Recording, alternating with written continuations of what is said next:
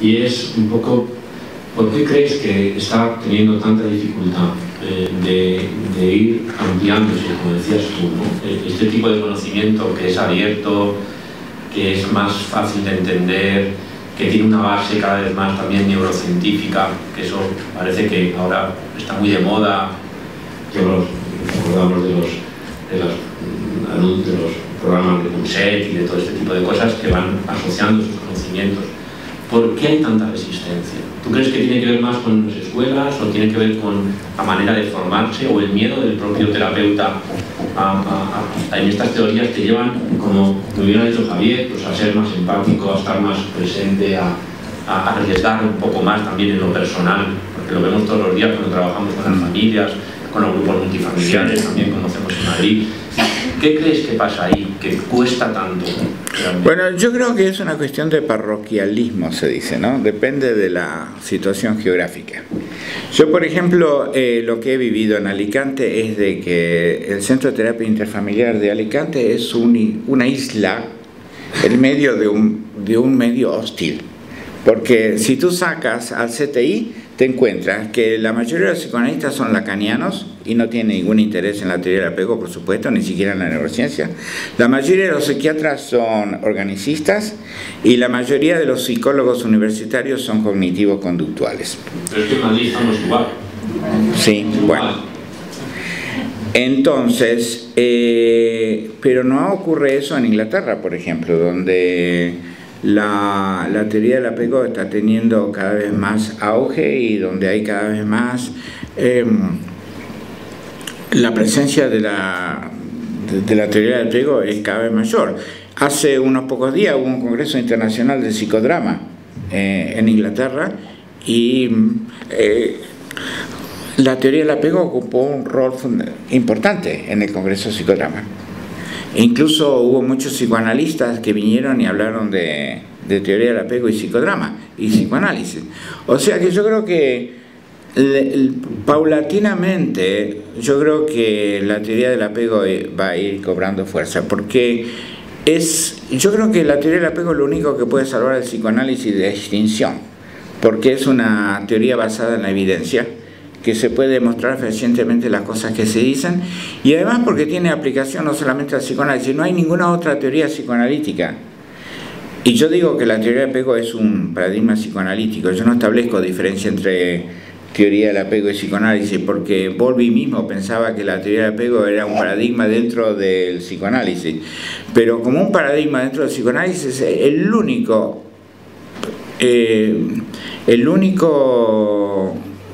paradigma dentro del psicoanálisis que puede ser aplicado a la terapia de familia, al psicodrama, a la terapia gestáltica, a la terapia interfamiliar. No hay ningún otro método. Hace unos 7 u 8 años atrás se organizó en Londres una mesa redonda presidida por Joseph Sandler, donde los dos personas que participaban en la mesa redonda eran Daniel Stern, que era todos fallecidos ahora, pero Daniel Stern era un psicoanalista de Nueva York que se había ido a vivir a Suiza, que había sido también investigador del desarrollo temprano y que era ha sido uno de los grandes proponentes de la teoría del apego dentro de un esquema que él también fue modificando, ¿no? Porque Daniel Stern no se quedó con la teoría de Bowlby, sino que fue desarrollando su propia visión de la teoría del apego. Y del otro lado estaba André Green, que era un psicoanalista francés, también fallecido hoy, que estaba totalmente opuesto a la teoría del apego. Y entonces André Green decía que los que defendían la teoría del apego estaban equivocados porque utilizaban la investigación en psicología evolutiva como fundamento y que el psicoanálisis no tenía nada que ver con la psicología evolutiva, porque la base del psicoanálisis era la interpretación de los sueños y que en psicología evolutiva no se interpretan los sueños, entonces no hay psicoanálisis. Había 400 personas en la audiencia y se transformó en un mitin político, porque cuando hablaba André Green, parte de la audiencia le silbaba a André Green, y cuando hablaba Daniel Stern, parte de la audiencia lo silbaba a Daniel Stern. Pero hubo un terapeuta alemán que se levantó y dijo: mire, doctor Green, yo creo que usted está muy equivocado, porque la idea de Daniel Stern se pueden aplicar a la terapia de familia, se pueden aplicar a la educación, se pueden aplicar a la promoción de la salud mental infantil. ¿Qué puede aplicar usted del análisis de los sueños al trabajo con familias, a la promoción de la salud mental infantil?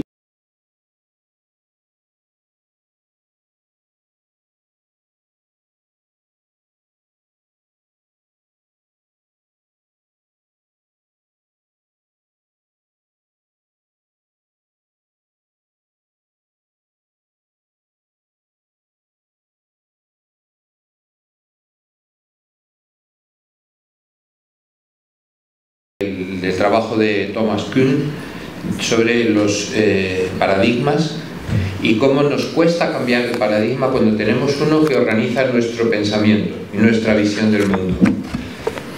Freud fue un gigante porque surgió en un momento en que había un paradigma fuerte de conceptos de ciencia ilustrada, de la ciencia de la ilustración, de la ciencia positiva, y dentro de ese concepto fue capaz de desarrollar un pensamiento que no encajaba, un pensamiento que rompía el paradigma que existía en ese momento.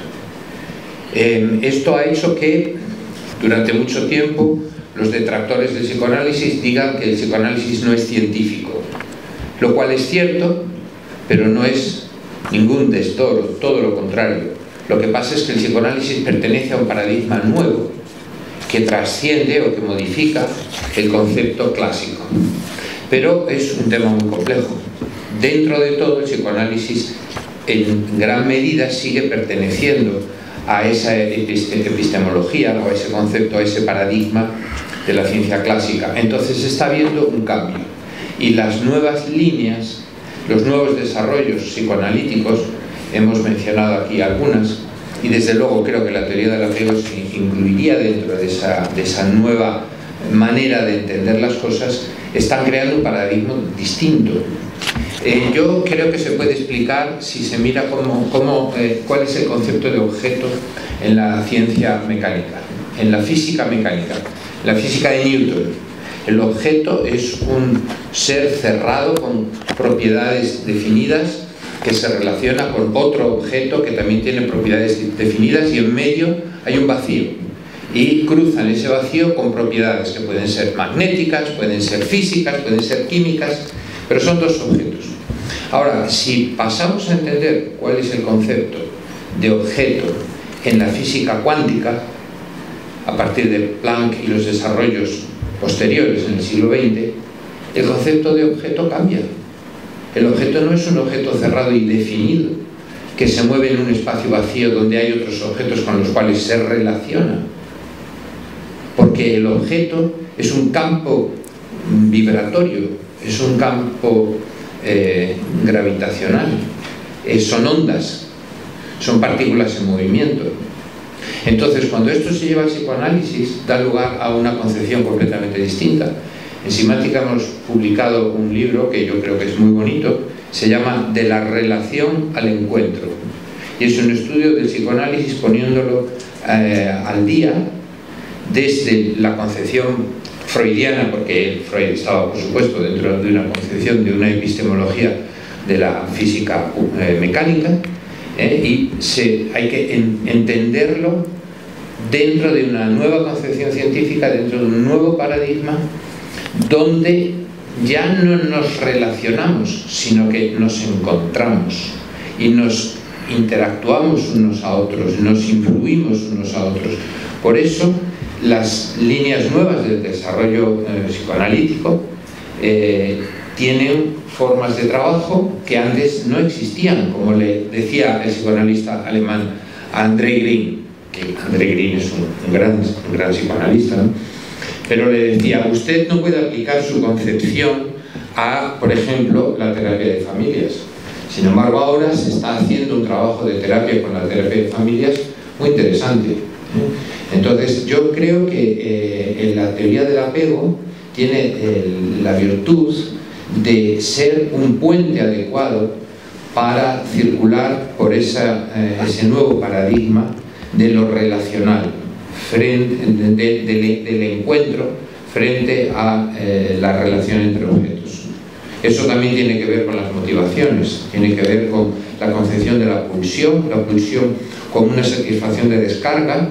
Es un concepto físico de la mecánica, que es el que tenía Freud, y es muy útil, pero claro, a él hay que añadir, no quitar, pero sí añadir otras maneras de entender la motivación que no tienen que ver con la descarga pulsional.